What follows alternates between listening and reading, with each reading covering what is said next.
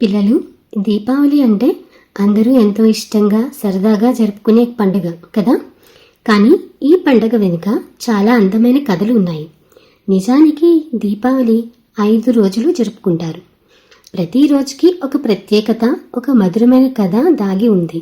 రండి, ఒక్కో రోజు వెనుక ఉన్న కథల్ని సరదాగా వినేద్దాం. రాముడు రావణుని సంహరించి అయోధ్యకు వచ్చిన ఆనందంలో జరుపుకునేది దీపావళి మొదటి రోజు పండుగ.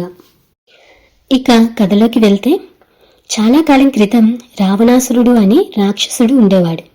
రాముడు, సీతమ్మ, లక్ష్మణుడు 14 ఏళ్ల అరణ్యవాసం చేస్తున్న సమయంలో రావణాసురుడు సీతమ్మను ఎత్తుకెళ్లి లంకలో బంధించాడు.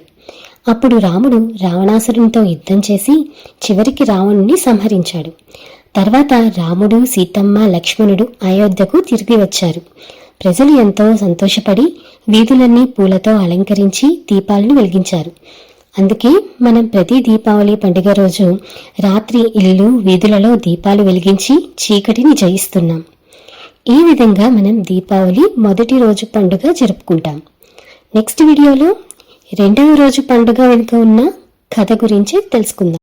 ఈ క్లిప్ ఆధారంగా నెక్స్ట్ వీడియో ఏంటో గెస్ చేసి కమెంట్లో చెప్పండి. వీడియో నచ్చితే లైక్ చేయండి. నెక్స్ట్ వీడియోస్ కోసం హ్యాపీ కిడ్ ఛానల్ని సబ్స్క్రైబ్ చేయండి. Thank you for watching. Please do subscribe for more videos. Happy Kid!